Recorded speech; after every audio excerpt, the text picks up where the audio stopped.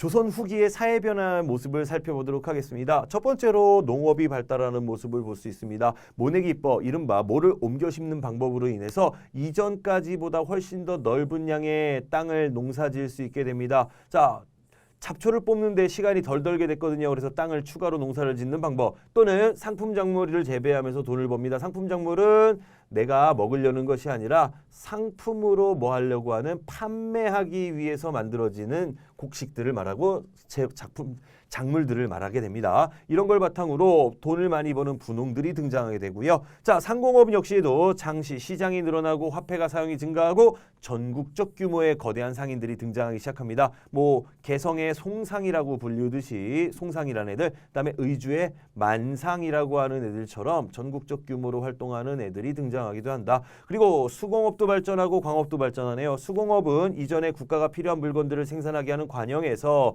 민영이라고 하는 돈을 벌기 위해서 물건을 만드는 사람들이 생기고, 광업, 이런 민영 수공업이 활발해지자 광물에 대한 수요가 증가하게 되니까 당연히 광물도 발전하겠죠. 또한 청나라도 막대한 양의 은을 요구하면서 이런 광산업도 발전하게 되는 배경이 됩니다. 이런 걸 바탕으로 대상인들도 등장하게 되죠. 그래서 분홍과 대상인들은 자, 돈은 많지만 사회적으로는 천대받는 입장이었습니다. 따라서 자신들의 신분을 높이고자 하는 욕구들이 있었고, 그에 따라 일부 상인과 농민들은 신분 상승을 추구하게 됩니다. 이들이 상승했던 방법은 납속책이라고 하는 국가의 일정량 금액을 내고 신분을 얻는다든지, 또는 과거 시험 합격증에 이름만 비어져 있는 문서를 사는 겁니다. 그리고 거기에다가 제 이름을 집어넣는 거죠. 이런 방식으로 신분을 상승하는 모습들을 보이게 되죠. 자, 노비계층 역시도 신분 상승 욕구를 보여주고 있습니다. 군공, 전쟁터에 나가서 공을 세우던가 납속책 또는 도망을 쳐서 노비가 아니었다라고 하면서 신분 상승을 이루게 되는 거죠. 이렇게 신분이 상승되면서 양반이라고 하는 계층의 사람들이 늘어나게 됐고, 양반층이 늘어나다 보니까 양반층도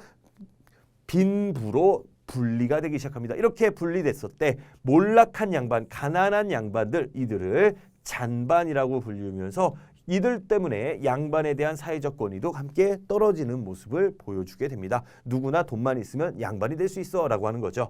자, 이렇게 사회적으로 신분제가 흔들리고 있고요. 그리고 세금제도라고 하는 것도 흔들리면서 더 이상 기존에 있었던 성리학이라는 학문이 현실 문제에 대한 해결책을 제시하지 못하자 사람들은 성리학을 대신할 새로운 학문에 관심을 가지게 되죠. 그렇게 실제 생활에 필요한 학문이라는 실학이라는 학문에 관심을 가지기도 시작하는 게 조선 후기의 모습이었다라고 기억하시면 되겠습니다.